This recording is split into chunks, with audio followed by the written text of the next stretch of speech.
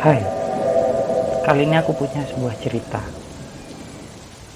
Kisah ini dialami oleh seseorang yang bernama Sony pada tahun 2010 lalu. Ketika itu, Sony dan istrinya memiliki sebuah rumah baru di pinggiran kota di salah satu provinsi di Jawa Timur. Sony baru 4 tahun menikah dan dikaruniai satu anak. Kebetulan Sony baru bisa membeli satu unit perumahan.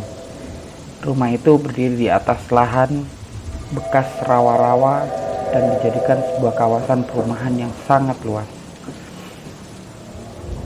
Setiap Sabtu atau Minggu sesekali, atau biasa disebut ketika weekend, Sony dan keluarga meninjau rumah tersebut untuk melihat progres pembangunan.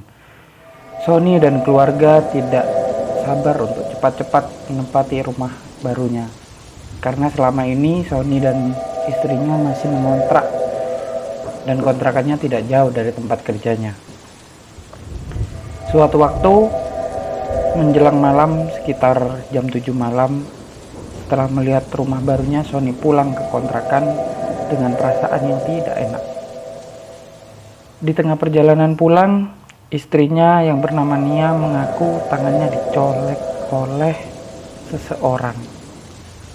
Padahal ketika itu mereka mengendarai motor dan tidak ada seorang pun yang berada di tempat tersebut atau di jalan tersebut. Pada perjalanan yang belum jauh, Nia mendadak kesurupan. Sontak suaminya kaget dan sempat oleng dan hampir saja menabrak pohon di pinggir jalan. Sony yang membawa motor pun mengaku bahwa motornya menjadi berat meskipun gas telah diputar mentok sekuat tenaga. "Nia, kamu kenapa?" tanya si Sony. Melihat Nia semakin memberontak, Sony sadar bahwa dia kesurupan. Suaranya menjadi lantang dan tenaganya sangat kuat. Kondisi Nia semakin mengkhawatirkan dan sesekali ingin melompat dari motor. "Aini mau pulang, ada yang nungguin Aini," kata Nia. Padahal namanya sendiri kan Nia. Sony kemudian menelpon seorang ustadz di kawasan perumahan sambil memegangi tangannya Nia kuat-kuat. Sony sangat khawatir dengan keadaannya. Kebetulan posisi saat itu tidak terlalu jauh dari kawasan perumahan. Tidak lama kemudian Pak Ustadz datang bersama santrinya. Sony pun membawa motornya ke rumah Pak Ustadz sambil membonceng istrinya dan santrinya Pak Ustadz, karena harus memegangi Nia yang terus-menerus memberontak. Setibanya di rumah Ustadz, Nia mendadak pulih seperti tidak terjadi apa-apa. "Kita kok kesini, Mas?" kata si Nia. "Bukannya kita tadi mau pulang ya?" ucap Nia pada Sony. Sony pun tidak menghiraukan ucapan istrinya. Sony langsung menjelaskan kronologinya pada Pak Ustadz. Pak Ustadz mendengarkan ceritanya, ada yang mencolek tangannya. Pak Ustadz langsung mengatakan jika Nia dirasuki oleh jin yang bernama Aini, dan Aini ini disukai oleh para jin, bahkan disukai oleh raja jin penghuni daerah tersebut. Kebetulan wajah Nia ini mirip sekali sama jin yang bernama Aini. Dan yang suka pada Nia ini bukan cuma satu sosok jin, tapi ratusan jin. Nia kemudian diberi air doa oleh Pak Ustadz. Nia pun semakin tenang dan mengajak Sony pulang. Karena dirasa istrinya sudah tenang, akhirnya Sony pun berpamitan pada Pak Ustadz. Karena si Nia juga kepikiran sama anaknya yang cuma sama neneknya atau ibunya si Sony. Mereka pun kembali melanjutkan perjalanan pulang. Namun kejadian seram kembali terjadi. Saat tiba di rumah, baru sampai di pintu, Nia tertawa dengan mata melotot dan tangan seperti mau mencengkram. Kemudian ketika Sony memberikan Al-Quran agar dibaca bersama-sama, Nia tertawa lagi, semakin kencang seperti hantu kuntilanak. Sony pun menyuruh ibunya membawa anaknya pulang dulu ke rumah ibunya, karena Sony khawatir terjadi sesuatu pada anaknya. "Ada apa ini, Nak? Ada apa? Dan kenapa ini, Nak?" ucap ibu Sony sambil menggendong cucunya, lalu bergegas pergi. Sony kemudian menelpon Ustadz di sekitar kontrakan dengan harapan agar Nia kembali normal. Namun, ketika Ustadz itu datang, Nia tak kunjung membaik. Bahkan Nia semakin memberontak dan tertawa terbahak-bahak. Ini bukan Nia, dia dirasuki jin, dan jin ini disukai oleh ratusan jin yang lain, kata Pak Ustadz. Susah untuk mengeluarkannya. Menurut Pak Ustadz, ratusan jin itu mencolek tangan Nia saat Nia melamun. Ada jin perempuan yang merasuki dan ingin membawanya pergi. Sebagai tujuan, jin perempuan itu untuk menjadi manusia yang seutuhnya. Karena kebetulan wajah Nia sangat mirip dengan jin yang merasukinya.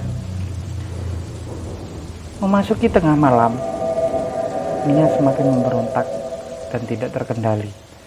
Sesekali Nia berbicara sendiri di kamar dengan keadaan gelap dan masuk ke kamar mandi sambil bernyanyi tembang Jawa. "Nia istighfar, Nia istighfar," kata si Sony. Ketika waktu sudah berlalu, sampailah pada jam 4 subuh, Nia mulai sadar dan bertanya-tanya, ada apa? Sony menjelaskan semuanya kepada Nia, tapi Nia tertegun dan kembali melamun dengan keadaan kusut. Sony mengingatkan Nia agar dia tidak melamun, namun secara tiba-tiba dengan tatapan kosong dan sambil tersenyum, Nia mengatakan menggunakan bahasa Jawa kalau dia juga menyukai salah satu jin yang mencoleknya. "Ngapunten, Mas. Aini badhe wangsul. Ajengi kepanggih kali pacar kula, Pak."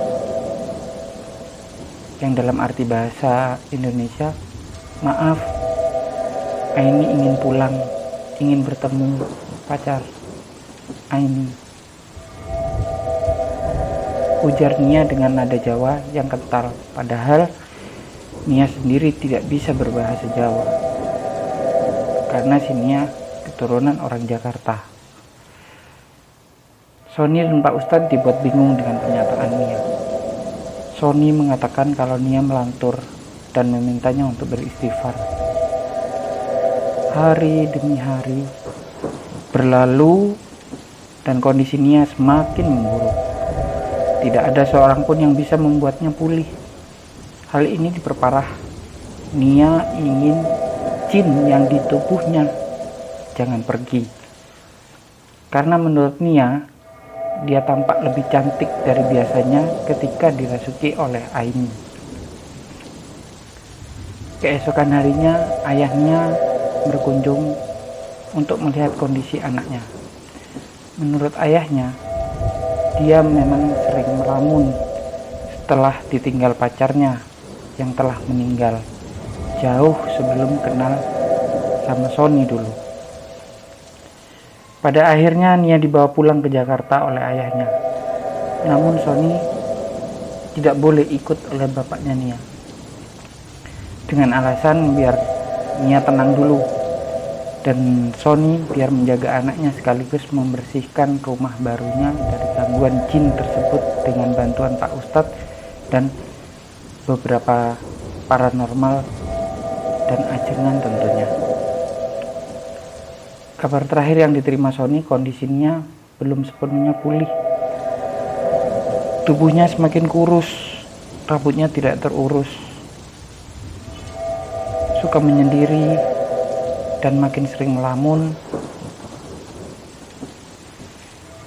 Dan menurut Ajengan, di kampungnya, jin di dalam tubuhnya memang sudah tidak sebanyak sebelumnya. Namun, Ajengan tersebut mengatakan bahwa Nia juga menyukai para jin tersebut, sehingga membuatnya tidak bisa lepas dari gangguan jin. Menurut beberapa paranormal yang mengobati Nia, kemungkinan Nia akan sembuh total. Tapi ketika anaknya yang masih balita sudah bisa ngomong lancar.